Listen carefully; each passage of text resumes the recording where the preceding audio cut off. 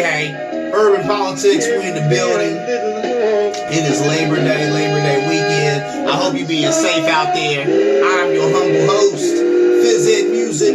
We gonna get into it like a car and drive. You know what I'm saying? It is what it is. This politics says it best. You know what's good, but you ain't here for that. You can listen to that whenever. That's a classic right there. You know, please turn that on at your leisure.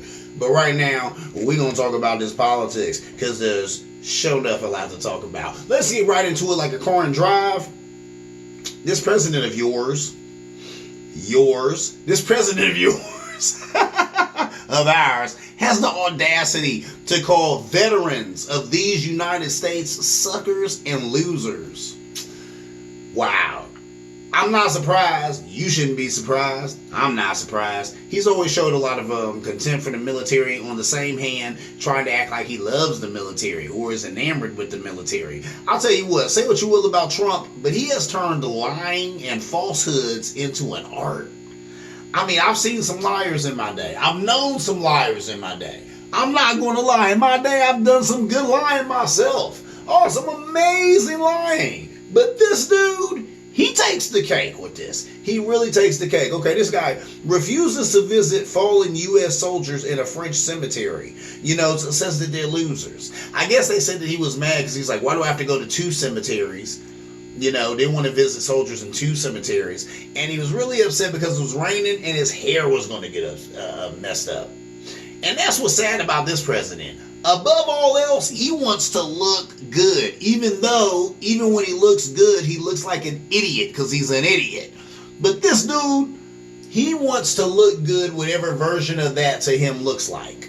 So he doesn't want to visit fallen soldiers who have fallen for this country, you know, who have spilled blood in foreign mud, didn't come back home. You know, their bodies are still in France, not their home, but they did that for America. He don't have time to visit them because his hair might get messed up. This old crazy toupee thing, rat, whatever he got on his head, it might get messed up. Anyway, that's ridiculous. It's crazy. They were talking about how he's always had contempt for the military. He was mad at John McCain. I guess they were saying when John McCain died, he was upset that the flags were put at half-mast. First of all, John McCain, a decorated soldier who everyone knows John McCain's story. Everybody knows, you know, how he was tortured and all of that stuff for America. And just because you got beef with the guy, just because you don't like the guy, he dies, and you don't want the flags at half-mast? Wow. And they said Trump tried to stop that. But they said at the end of the day, it was overridden. You know, cooler heads prevailed in the government. Yeah, I'm sure there were generals out there who was like, man, we don't care what this guy wanted. Get out of here. Put that flag at half-mast. That man was a soldier like me. Put that at half-mast. You know, that was John McCain. Get out of here. And it's a shame that they had to come at the president like that. Think about that. Because the article I read said that. They said that he protested, you know, all day about that. Like how he did not want the flags at half-mast for John McCain. He's been remarked for saying to somebody, I don't know why you look up to him. You don't know why they look up to him because he was a real man. That's something Trump has never been, and that's something he don't even respect. If you believe some of these reports that have come out, they're going to say that he can't understand service without monetary gain. It ain't that he don't understand it, it's that he don't respect it. Here's a guy who's never done it. He's never served anybody but himself. So he can't fathom that somebody would join a military and give their life and their time and their service and their intellect to a country just for common everyday people to serve and protect them. He don't get that. He don't understand that. Here's the guy that y'all made president, and he don't get that concept. He can't understand service. I can't get that out of here. He don't understand it. He knows what it is. He don't respect it. He thinks that you're a sucker or you're a loser if you have the audacity to serve somebody or care about your fellow man. And this is our president. So I'll just say he's devoid of morals. He ain't got none. I would say that he's morally bankrupt, right? I was thinking that. Trump is morally bankrupt. Nah. To call him morally bankrupt would be to assume that he has some morals. He ain't never had no morals. To be morally bankrupt, you have to have morals, right? To be bankrupt, there had to be some money, right? And now you're bankrupt. He never had any money. I mean that literally and metaphorically. He never had no money. So he is morally bankrupt? Nah. He just devoid of morals. He's never had them. He don't have them. We have found the one human being. I pray to God he's the one human being, because if there's more people like this, then this country is in a whole lot of trouble. And sometimes I wonder, because he's got a whole lot of followers, and a whole lot of these people I think are just into Trump because he's a jerk. They're into Trump because he's mean. They're into Trump because he's vicious, because he hurts people, because he's hurtful. You know what I'm saying? That saddens me that there are people who really are excited about other people being hurt. You know, that's not who we should be at as a country. And when we are, that's a problem. And that's what this president does. You know, he incites violence. And when people are okay with violence and want to push violence, that's a problem. And then what you do is you embolden other people who may or may not have been violent, but then when they see the standard bearer doing it, they're like, oh, it's good to be violent. And we've seen that around the country. There's things going on right now that are unprecedented. Come on now, you know what it is. You know, ish rolls downhill. It starts at the top. All right, moving on. It's crazy. You know what I'm saying? Trump, he talks all this stuff about how he loves the troops. Loves the troops. The Republican Party forever, they have claimed that they're the party of the military. And a friend of mine, he was always saying that, and I said, that's interesting, because the Republican Party is always like cutting the pay for privates and stuff like that. And whenever the Republican Party does support money for the military, it's usually funding for these contractors who are buddies of Trump. So these are guys who are getting a whole lot of money to may or may not even provide a service, because I've read articles about that too. For me and you, the American public, paying millions of dollars, and these dudes not even doing what they're supposed to do for the troops, but they got paid for it through a government contract. So that's the only time the Republicans seem like they're interested in the military, when they can throw a bunch of money at government contracts, ergo throwing a bunch of money at idiots that they're in bed with, who are in turn going to throw that money back at their campaign. Anyway, moving on. They were saying that Trump, he was turned on when he seen the parade. I think it's called the Bastille in France, you know, a couple of years ago, where they do this big parade for their military and stuff like that. But then when they had talked about including the vets who have lost limbs and stuff like that in the military, he said, American people don't want to see that.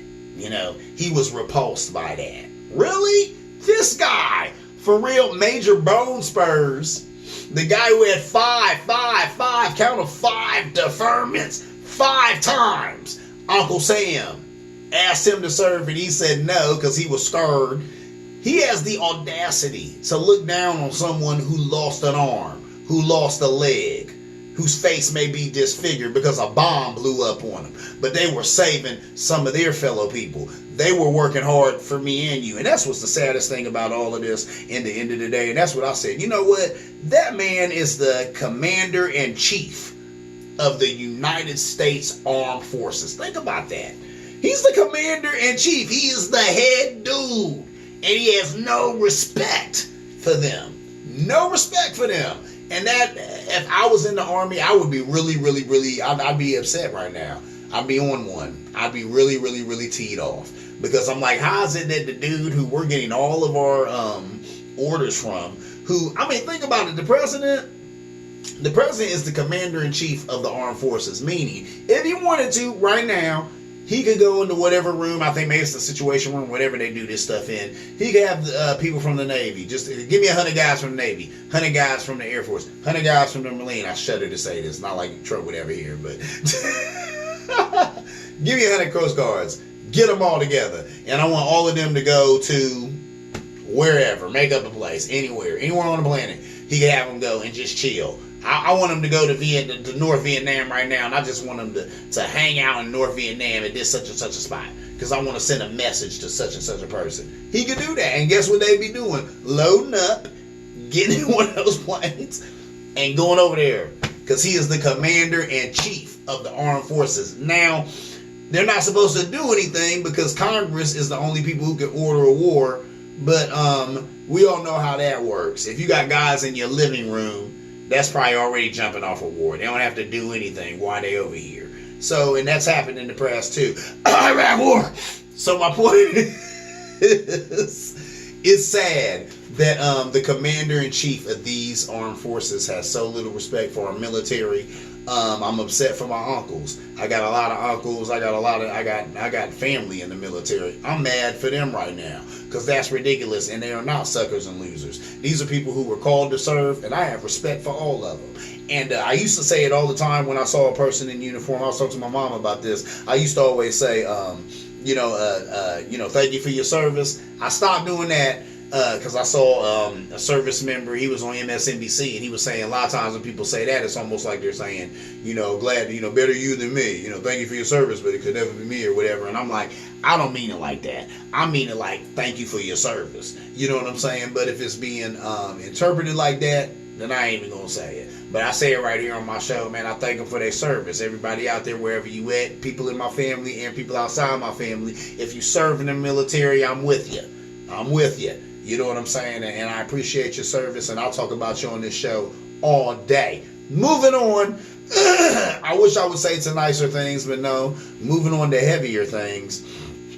We got to talk about COVID-19. Still doing its thing. Killing folk all over the place. Believe it or not, I'm still going to pump up this same site right here. Like I said, this site was created by a 17, 18-year-old young man. Intelligent dude. I'm following him on Instagram right now. He really loves his cat. Loves his cat.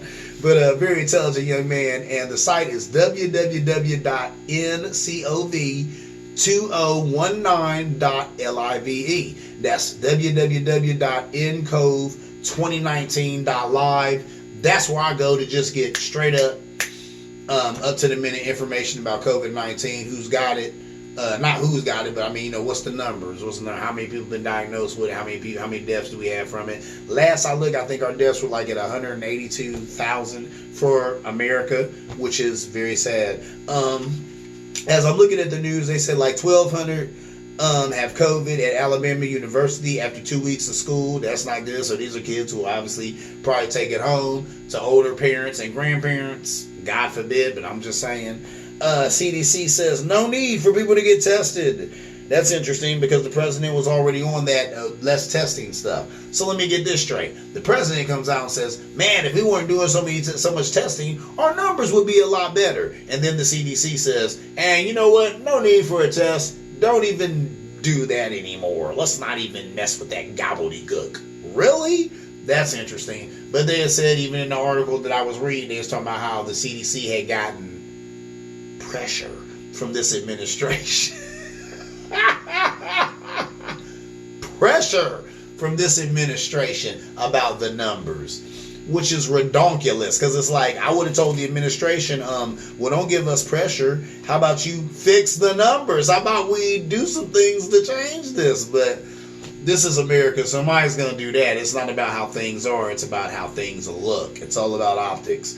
So that's sad. So that's what's going on. Tests are unreliable anyway. They've been unreliable. I've reported on that on this show plenty and many a times. There was no regulation for these tests, so a lot of them are coming out. They're garbage anyway. I think I was just reading an article about, what was it? Was it that some woman that got a negative test in the mail? She's been dead for a couple of years, so not only did she not take the test, but she's not even alive. So she died of something else. It wasn't COVID, because I think she'd been dead for a little while. So point being is, this whole thing is a joke. This administration has flubberdubbed it. They have floundered it. They have failed you and I. So please, as my father said, you're on your own. Please know that you're on your own. So be vigilant. Be smart. You know what I'm saying? Wear a mask. If you feel like you should be wearing gloves, wear gloves. Do whatever you got to do to keep yourself safe. But please do not listen to your government, because obviously they don't care. So anyway, moving on. There's 31 COVID outbreaks at Mississippi University. 10,000 kids in Florida have COVID after 2 weeks. 2 weeks school's been open. We got 10,000 kids who have COVID. So I guess they're quarantined or whatever right now. Was it a good idea to open? Probably not. But they've made this thing political. So health be damned. So here we are with kids who got COVID. Hopefully they don't take it home and infect their parents. And then that just keeps this thing going and going and going and going and going. And when I talk like this, you would think I'm talking in a cynical manner, but actually, I'm mad myself, because I want to go out safely, and I went out not too long ago, and it was safely, but you still got that, people still don't want to get too close, and people still got to wear masks. I'd love things to go back to normal. That is never going to happen because Americans do not have enough discipline, man. We cannot follow the rules for 2 seconds in this country. So it is what it is. Moving on. I'm going to talk about voting and famous people. Some famous people be voting. Some of them don't be voting. Some of them want you to vote. Some of them want me to vote. Some of them don't want us to vote. What's going on with that? Let's discuss it. Let's get into it. Check it out. Voting and famous people. Ice Cube, I seen him on Instagram, and he had talked about it. He said, "What's in it for us?" I hear that. I don't think that Ice Cube's motive is to get black people to not vote or nothing like that. I think he's just asking a question that a lot of us have asked, that a lot of friends of mine have come at me with and say, "Hey, what's voting in it for us?" Now, I did a segment on this show, and I talked about how back after Reconstruction, which was some of the worst time for black people on the planet. I mean, when we were getting lynched and hung, and our houses were getting burned and stuff like that, because basically there were no laws at all protecting black people back then, and it was after slavery, so a lot of people were upset that they didn't have free labor anymore, and the fact that we were heavy in government. We still had, with all this stuff going on, with all the lynchings and the murderings and all of that stuff, we still had 200 people in Congress. We still had 200 black people in government, because then we voted together, we stuck together, we had that unity. But then, things changed. There was integration, stuff like that. We couldn't wait to integrate. We couldn't wait to leave our communities behind. We did that. With that being said, it looks like we also stopped voting in mass. Well, there was also Jim Crow laws and stuff like that. And, I think black people went through a lot to vote. I'm sure some of us were just plumb sick of that. I'm sure there was plenty of black people who was like, get vote, vote or get lynched. I'm just not even going to vote. Well, I'm a trip, what I'm saying, and whatever. So a lot of that is what messed up the vote. So if we still had that mentality that they had back then, where we were sticking together, we'd have more than the 51 black people that we have in Congress right now. Think about that. We went from 200 black people when things were 200 black people in Congress when things in America were terrible for black people. Now things in America a little better for black people, but we only got 51 people in Congress. You want to talk about taking your eyes off the prize? Anyway, moving on. Kanye West, we all know about that dude throwing a monkey wrench in the game. And I say that only because and I know he can't become president. He knows he can't become president because, first of all, he can never get the electoral votes that you need to become president. So why would you be trying to get your name on the ballot in some of these states and some of this other crap that you're doing? You're monkeying around with the vote. And then he did say, what did he say in the article I read? Something about, I can't say that I'm not trying to mess up Joe Biden or whatever. And that's lame, man. I talked about that on the show. That's stupid. Look, Kanye, you're rich, you're made of money. You don't care who's president. If you really love Trump like that, what I'm saying, because you're all kissing his booty because you and him are dragon spirits or whatever, well then how about you and your boyfriend get a room and handle your business? But don't do this, okay? Because a lot of you people out here, they're hungry, they're hurt, and they don't need this racist jerk in office anymore. So cut the games. You know what I'm saying? I know it doesn't make a difference to you, Kanye, but some of us out here, we really need this guy to go. So there's that. Hope that makes it to your ears. Cardi B, she's a good one. She's always talking about people voting. She had an interview with Joe Biden. If you haven't seen that, look that up on YouTube. That is really, really fun right there. And I like how, she had asked him some questions and wanted some stuff from him. And she's always influencing people to vote. Beyonce, come on, man. This sister can't do enough. What did she just drop that joint, Black is King or Black is Beautiful? People got mad about that. I don't know why. That's beautiful, you know what I'm saying? That's just her trying to give some pride to her people. She always tells her fans, get politically involved. That's all she did. That's the word she's always putting out to her fans. Get politically involved. Is there any better advice than that? There's a woman made of money. Doesn't make a difference to her who's president, but she still tells her people who are mostly black people, but some are white people, of course, you know what I'm saying? Plenty of white folk in the beehive, I'm sure. Get politically involved. That's what's up. Rihanna, hey, speaks out about issues. I'd seen her in the award show, and she told the young ones, pull up. She said, you talk all this stuff about an issue. She said, okay, you tweeted about it. Okay, you went in your Facebook and you did some good posts. She said, pull up. Come to a rally. Do something. Come on, man. You got to respect that right there. She told her fans to pull up. You know, show up, be present. I respect that. So there's that. LeBron James, this brother is amazing. He is always speaking out about issues. He's been told by people like Laura Ingraham, stuff like that he should shut up and dribble or whatever. But he goes right past all that. And last I seen him at a press conference, and he was wearing a shirt, not a shirt, but a hat. It's a red hat, and it said "Make America." What is it? Make America arrest the cops who shot Breonna Taylor. That was amazing. I like that, you know. And he's like, you know, at the press conference, and he was just, you know, talking about the issues and such of the day. You know, probably about Jacob Blake, who had got who's you know, the most recent brother to be gunned down by the police. So there are some famous people, some famous black folk who want you to vote, who do get involved and talk about political issues. There are some who don't, and I think they all have different reasons. Now I was sitting here looking at it, and I was thinking, is this like maybe some concerted effort? Is this like maybe some type of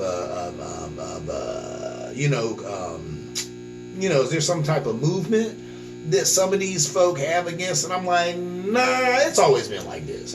It has always been like this. You know why? Because Lacaris once said, check this out. He said, you got commercial artists spending money loosely. You ask about their culture and they talk about Gucci, right?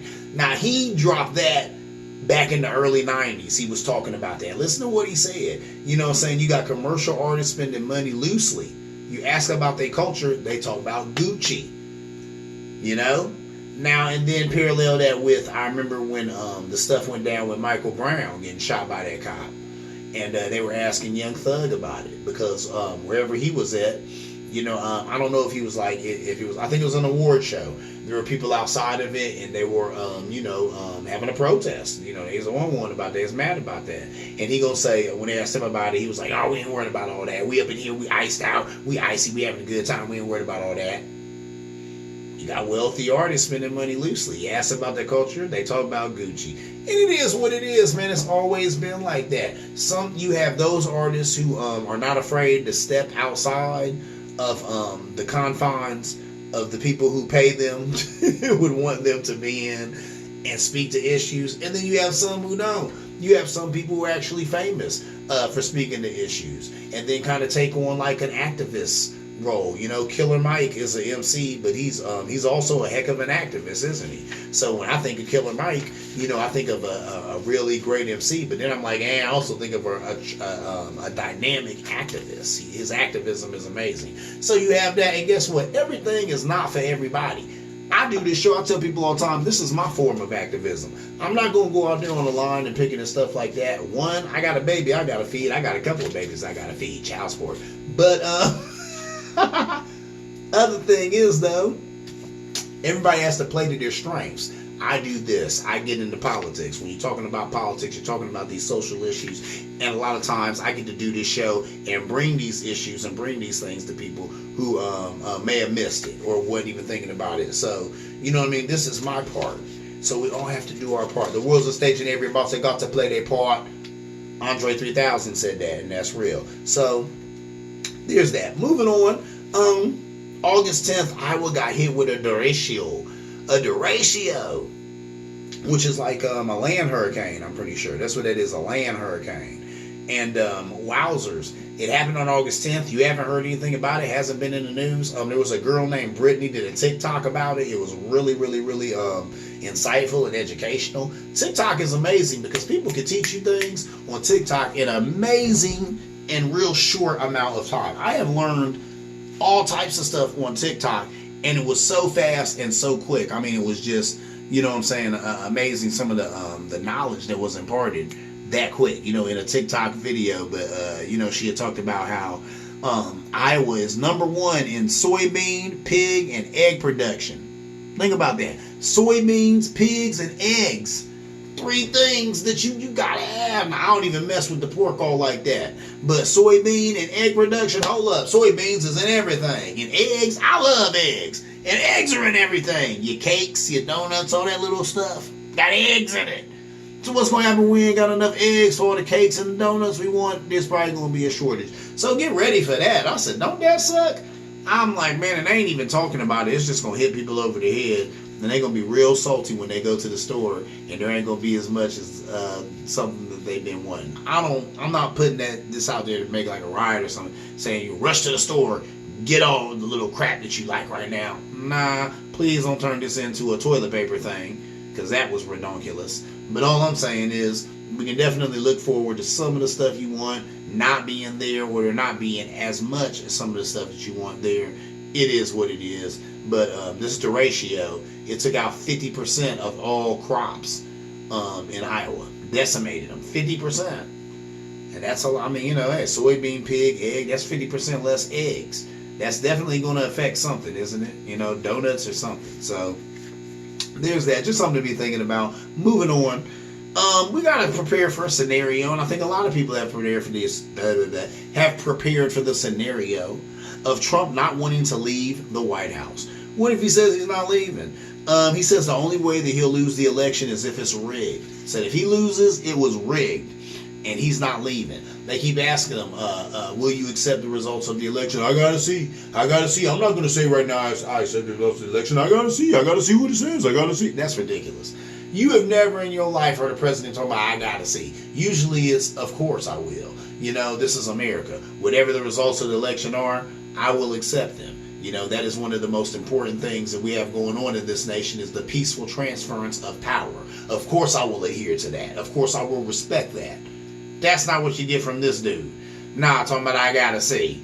And see, that's just setting up. I tell you what, that's a scary scenario. Joe Biden, they'd asked him about it, and he says that he says in the event that he won't leave the White House, he thinks that the military will remove him swiftly. It wouldn't be a problem. There was a time when I was like, I don't know. But of course, as of late, of course, you know what I'm saying, what I opened the show with him talking about how military people are suckers and losers. But I guess even before that, they said that a lot of people in the military were unhappy with Trump, unhappy with the way that the country was going, our direction, our foreign policy. And if you got a brain and a pair of eyes, you'd have to be. So it is what it is. I was like, wow. So they were already not really feeling him. And after this right now, I saw Pete Buttigieg on some show. And, you know, he was in the Iraq war. You know, he's a veteran. And he said that a lot of his veteran buddies were using words to describe his president. He said that I can't say on this show right now. But he said a lot of them were upset. They're really upset about what they've heard. And they're mad about it. And they're not happy at all. So there you go. So I think if this guy, if he loses the way he should, our military will have no problem going in there and kicking him out when it's rusty dusty. I can't wait to see it. Stay tuned for that. Anyway, moving on. Oh no, still on the same thing though. Rachel Maddow said it best that there is no job after dictator. So what do you do after that? You know what I'm saying? And that's the thing. Trump has tried to be a dictator. He has circumvented the law. He's circumvented the Constitution. What do you do after that? There ain't nothing you can do after that. What I think Trump wants to do is, look, here's what probably should happen and will happen. He'll lose. He comes out the White House and he goes to Russia and he retires in Russia. He owes Russia a lot of money. They'll probably want him there because any money that he's gonna get or gonna make or whatever, they want him giving it to them, so they're gonna want him somewhere where they can watch him. He wants to be there anyway because Russia, they already build themselves as the last bastion of the Aryan race or of white people, so that's where he want to be, and that'll be it. And that is what it is. You know what I'm saying? He's been in love with Putin all these years. Now he can be up under his friend. So that's probably how that'll happen. Or he will get a military escort from the White House, and we'll see how that goes, because those are usually not peaceful or pretty. So we'll see what happens. I want to talk about memes. Memes, they affect me, they affect you. I'm running out of time. Let me wrap it up. These memes, I see a meme that had Kanye West, Joe Biden, and Trump, and it said, all I know is I'm voting for the candidate whose wife we haven't seen naked. That was interesting. And now I started thinking about how funny that was and how memes really can't affect the way that you think. But that was good information, because Kanye West, his wife is Kim Kardashian. We already know how she got famous from a sex tape with Ray J. Trump, come on, man. He's married to, what's her name, Melania or whatever. And, man, there's all types of pictures of her rubbed up with some lady on the internet. I think she was a modeler / porn star and all of that good stuff for whatever. Joe Biden is married to Jill Biden, who is a professor. And we have never seen her naked. And that's cool. That's respectable. But that right there lets you know what we're dealing with. We're dealing with two buffoons and a statesman. Okay? Joe Biden is a statesman. Has been a statesman for years. He's been in the Congress for years. 30 plus years. He's a statesman. That's been his job. Okay? Trump has been a carnival barker. A joke. A guy playing rich. You know this. We've known this for years. Kanye West is an entertainer, man. He does music. Get out of here. Nobody to really take seriously all like that. So think about what you're dealing with. Okay, we're dealing with a carnival barker, a statesman, and an entertainer. Who do you want as your president? Probably the statesman. Okay, moving on. Last but not least, I want to talk about Attorney General William Barr, talking about it's extremely rare for an unarmed black man to be shot by the police. I wanted to smack the taste out this guy's mouth. But then again, I was like, nah. I should smack the taste out my own mouth. Why was I surprised to hear that from this guy who perpetuates what we're talking about? Of course he don't believe that there's any police violence. He perpetuates it. He signs off on it. He gives cover to these guys who do it. He's in on the plan. Whoever asked him that question, I'm like, what, did y'all just need to fill time?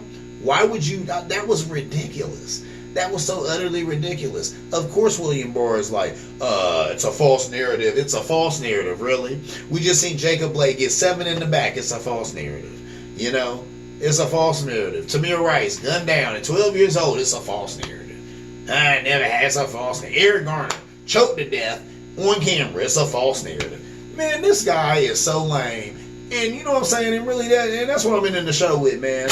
The hypocrisy of our democracy. That's why people don't have respect for this country, because you got guys like him who have all this power, you know, and here's a dude who could really do some change. But nah, he follows in the footsteps of his predecessors like Jeff Sessions. Jeff Sessions, a man who is so bad that he was up for that job years ago and he didn't get it because Coretta Scott King, Martin Luther King's wife, wrote a letter to Congress about how this dude was implicit and so many civil rights people getting killed that he wasn't fit for the job, and he didn't get it. He couldn't get it until racist Trump got in there and gave it to him. Following in their footsteps, William Barr, he is cut from the same cloth. And these guys, they don't care. He don't care. That old white man, why does he care about racism? It doesn't affect him. Doesn't affect anybody he knows. If anything, he perpetuates it. He don't want to see people who look like me running around. He does not care. So I wasn't upset when I heard these words, because I'm like, all he's going to do is toe the line. Of course he's going to toe the line. You know, and he's going to sit there and say it's a false narrative. Oh, that's something they're making up. You know, and then actually I think he's going to say that I blame African Americans because blah, blah, blah, blah, blah, blah. Man, anyway, that is what it is, man. Welcome to America. There are some who believe that racial inequity is a real thing and are willing to fight against it and to change it and to make this place better and to progress. And then you have some people who want to conserve things the way that they are and not progress. TI is what a TI is.